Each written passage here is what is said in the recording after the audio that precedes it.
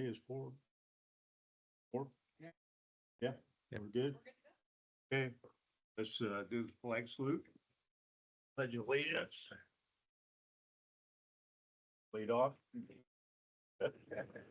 I pledge allegiance to the flag of the United States of America, or the republic for which it stands, one nation, under God, indivisible, with liberty and justice for all.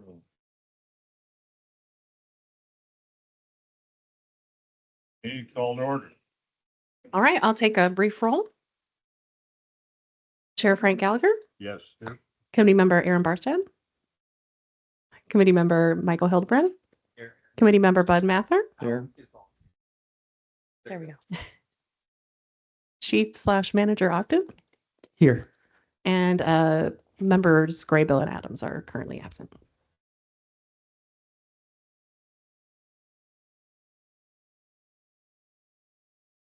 So moving on to the minutes. It's, public and traffic safety minutes.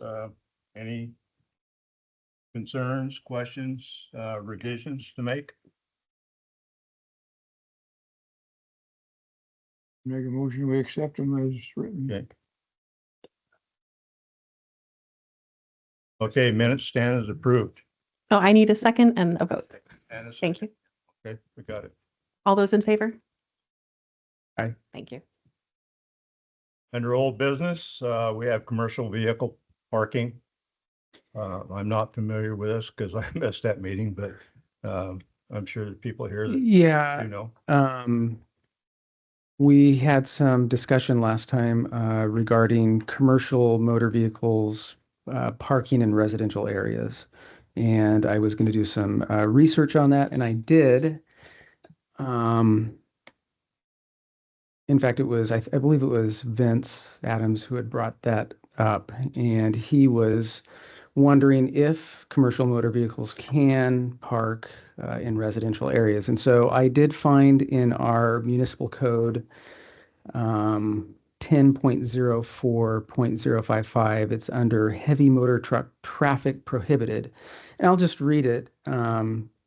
It says this, it's a violation of this section for any person to move, operate, or drive, or cause to be moved, operated, or driven any heavy motor truck on any street except on an established truck route under the authority of the city without a route permit issued by the city. And then it talks about when permits will expire. But there are exceptions to this. So it says that it shall not apply to the following. So one is emergency vehicles or vehicles owned by public entities that are on official business or an emergency call. Number two basically is if you're a heavy motor truck and you get detoured somewhere, it doesn't apply. The third one is if you're a heavy motor truck on a street other than a truck route for a specific purpose of picking up or discharging goods at a residence on a one-time basis. So, you order large item of furniture or whatever, and the truck shows up in your neighborhood, you're good to go. And then the fourth one, I think this is the one that Vince was most concerned about, were, loaded trucks or even unloaded trucks in residential areas. It says, this is the exception here, any unloaded heavy motor truck traveling to or from the operator's residence from the nearest designated truck route. So if you're unloaded, you are just fine to park in a residential area. If you are loaded, that's a different issue. So that is the research I have found, and hopefully that is satisfactory for his understanding when he takes a look at the minutes later. And I can even reach out and have a conversation with him too. Any questions? So if the committee would like to make any recommendations for changes in the future, we can place that on a future agenda. Otherwise, we can move on to the next item. Let's move on. Okay, new business would be crosswalk discussion in regards to, are there enough crosswalks? Are they visible do they need to be repainted, anything like that? Is there areas that might need a crosswalk? And how to improve the ones that we do have? Any suggestions?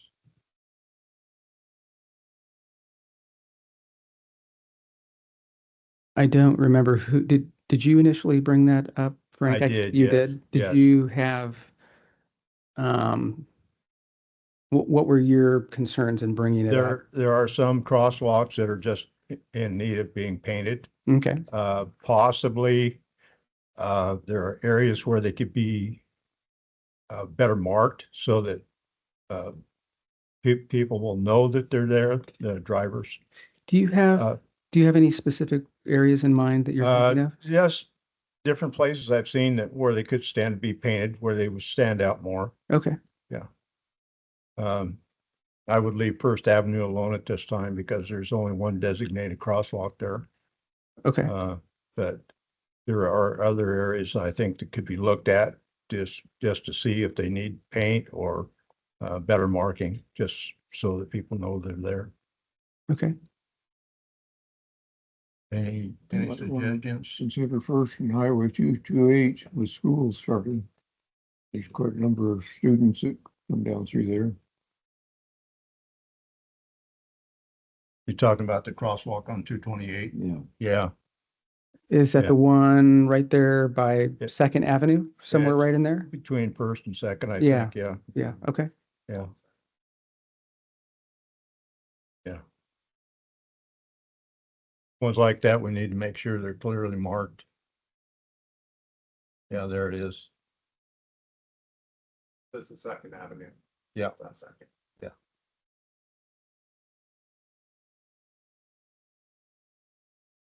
yeah, we can, I'm not sure how this works next, but I can tell you, I can have, a conversation with Public Works. And maybe we can go around and identify some areas that, if it needs paint and more, clearly identifiable, absolutely, we want to, fix that and make sure that, they're very clear to anyone that's driving and or walking. Yes. So, I believe that one there's not even a stop line on that one, like there are on the ones on Main Street. oh, a stop line? Yeah. I don't, Yeah, so again, I would have to go around and look at some of the other crosswalks, but I believe, I'm not 100% on this, but I don't know if they paint stop lines before crosswalks because you've already got the crosswalk Right. line there. So some of the locations in town where we have new stop signs where the line is painted there, generally you won't find a crosswalk. So, And if you ever discover a location that you have a concern about, you can just forward that on to staff. We don't need to wait for a committee setting to bring that up. so if that's it for the good of the order, is there anything that anybody would like to get on the agenda? I have a question, and it's like a two-part question just for Chief. 47th and Long, we approved a stop sign there. okay. Public Works went to put that stop sign in, and they got yelled at and thrown stuff at and all that stuff. So, are we going to put that stop sign in, or are we going to give in to terrorism? So we will be putting the stop sign in. I will have a conversation with Public Works and Police escort? yeah. So, well, really, if they are having issues out there, we definitely would want to be out there and make sure that Okay. they can get that in. Council got an email from a certain individual on that corner of that intersection. And I got a stop sign on my intersection or by my living room on 47th. Okay, And yes, it is louder, but it's safer. People are stopping and that's great. they're Yeah, not doing 60 miles an hour. And so yeah, that's great. I'm all for it, Yeah. even though it's by my living room. So Yeah. hopefully that person comes to a city council meeting. But other than that, that's all I have. That's great. Thank you.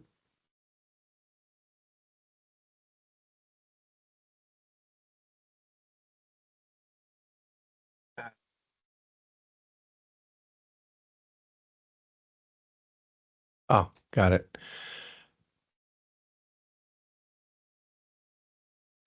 So is this the list of all the suggested stop sign locations?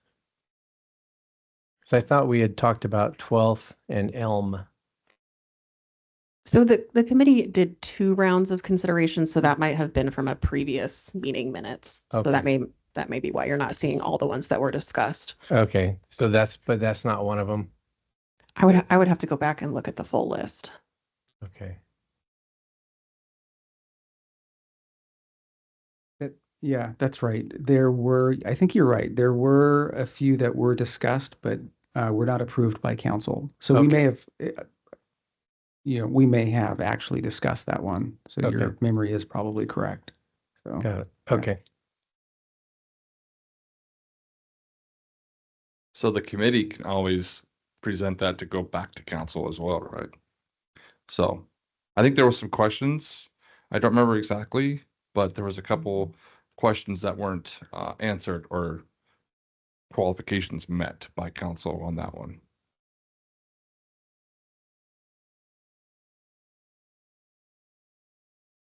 If you want to suggest that go back to council for further consideration. Yeah, I would suggest, I live on Elm Street and I come up 12th and it's impossible to stop while you're on 12th to turn left or right onto Elm and see the traffic without actually entering part of the intersection because there's a truck that parks on the west side of the street and he parks in such a way so frequently that you have to drive beyond the sidewalk to see traffic coming from the right, from the west going east. And it's very hazardous. It's very nerve-wracking, especially if the vehicle's coming and it's weather, there's rain or a little fog, and they don't have their headlights on. And so you pull and then, then you see or you'll hear them. So that was one of the reasons why I think it was recommended. I don't even think it was me. The stop signs that are on Mountain View at Elm are amazing. People are stopping. The ones at the middle school on 21st. Oh, wait. I think so. That intersection, people stop. It's pretty amazing. So anyway, that people are, and I was out on 47th or Airport doing a walk, and there were several people walking, and I usually am the only one. So I like that. Apparently, people think it's safer to walk and cross the street there. So, but I would suggest we review the 12th and Elm Street always stops. Do I hear a motion? I'd make that a motion. Do I hear a second? I second. All in favor? Aye. Aye.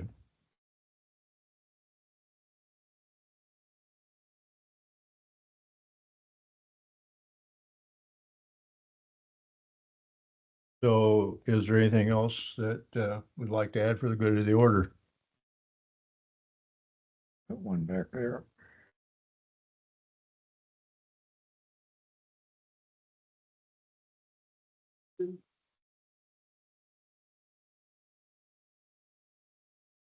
My name's Larry Zook and I live on Ulek Street down on Tamarack. It's a dead end road. I don't know if you know where it's at or not, but anyway, I got the street's got some kids playing on the street and there's a lady that she doesn't seem to want to slow down. And I asked her to slow down, I don't know how many times, and she just keeps doing it. And there's a lot of cats in that area and they could get run over and the kids could get run over if they run across the road and I just don't know what else to do to stop her from going so fast. I thought about maybe speed bumps down where I live. I live on the end, on the right-hand side. They live down on the other side on the end. And anyway, they're starting to piss me off. And I don't want to do anything rash, so concerned about the kids, they ride bikes and stuff, but I don't know what to do about it. I can understand that concern. My suggestion would be anytime that you see that, to give us a call at the Sweet Home Police Department, because we will respond and patrol the area. I realize that a lot of the times we may show up on a call and the driver's already home or maybe they're out of the area, but at least we can contact you and get something documented and then hopefully make contact with the other person and just be able to have a conversation with them initially and say, hey, there's some concerns, about speeding in the area. And we may even have to contact, the parents of the children who are playing in the street, because really you probably shouldn't be playing in the middle of the street, even though I know that's a dead end. So we could have multiple conversations and try to get some help down there. It's not a very long street. She doesn't need to go down so fast that dust flies up Yeah. all over the place. Yeah, I definitely hear you, Yeah. but yeah, I would say call us. I can give you our non-emergency number, and we will respond every single time. And if you want us to contact you personally, that would be great, because we'd actually like to hear it, from you, so that we can understand exactly what's going on and be as helpful as we can. All right. Does that sound okay? Yeah. Number. Yeah. All right. Go that route.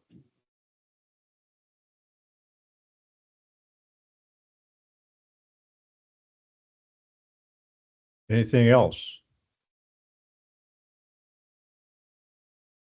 Okay, meeting adjourned. It didn't take long.